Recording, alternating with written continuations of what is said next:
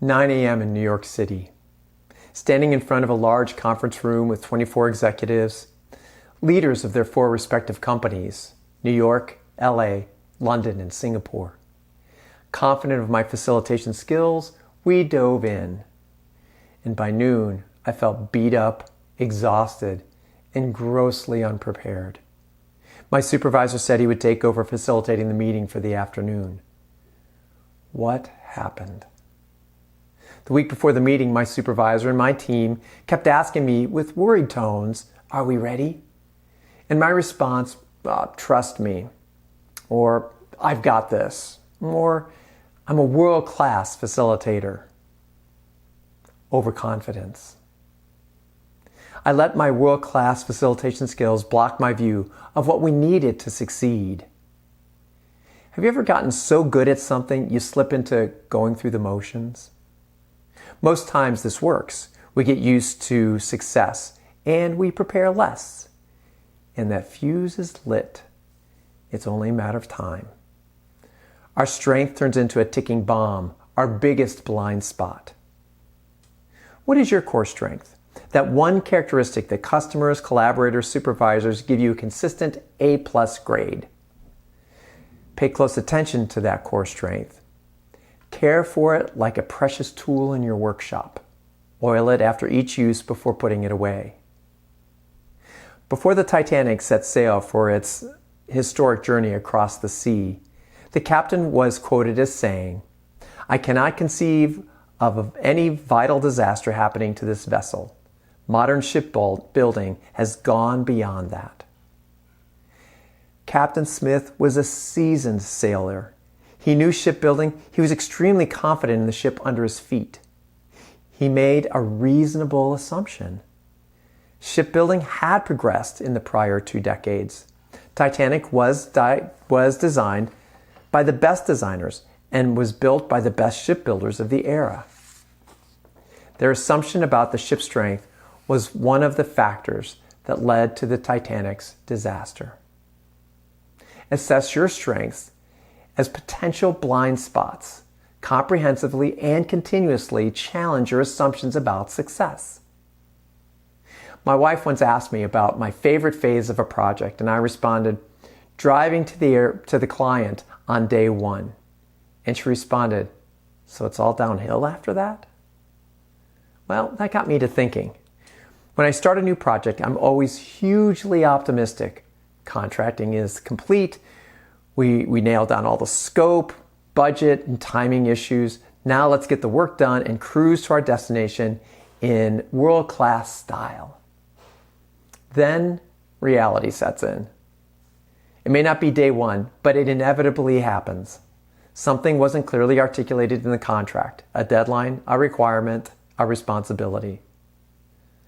Learn from the hard knocks, like that fateful day in New York. I developed a rule of thumb which serves me well as I engage any project. I'm an extremely optimistic person, so this may sound a little negative, but here's my ongoing assumption. Every project has a fatal flaw. Find the fatal flaw before it finds me. This rule keeps us vigilant as we continuously challenge assumptions of success. I've turned it into a challenging game. Find the fatal flaw. On every project, I discovered fatal flaws before they became, fatal. I wish I could say I always found them before they found me, but unfortunately that's not true. Sometimes the fatal flaw found me first. It was like getting a chunk of my leg bitten out by a very mad dog. Fortunately though, the wounds were never fatal. Whether I found that fatal flaw first or it finds me, bringing up a potential fatal flaw is never fun or easy. It may mean a reallocation of resources, an adjustment of budget, or a sliding of a deadline. Ouch. Think about your most significant project and answer these 3 questions to challenge your assumption about being unsinkable. The first one, what are 3 risks of going through the motions with your core strength? Number 2, what assumptions are you making that may be over-optimistic? And consider timeline, scope, resources, and results. And number 3, what monthly practice will you put in place to stay vigilant to find fatal flaws before they find you? I shudder when I think about that fateful day in New York City. Relieved of duties, I felt defeated.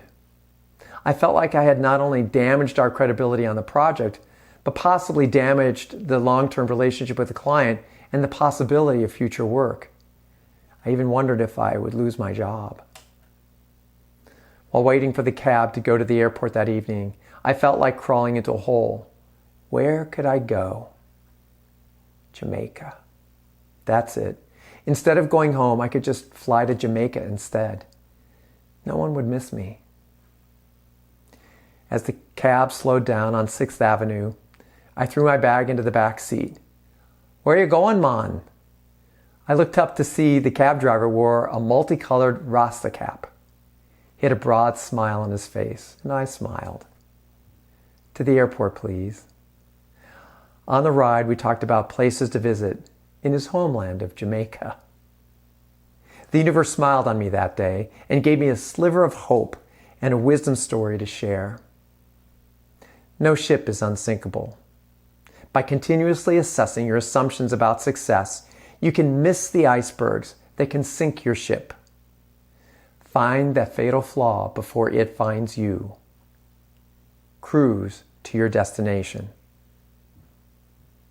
Well, unsinkable is one of the risk assessment components of our Titanic diagnostic.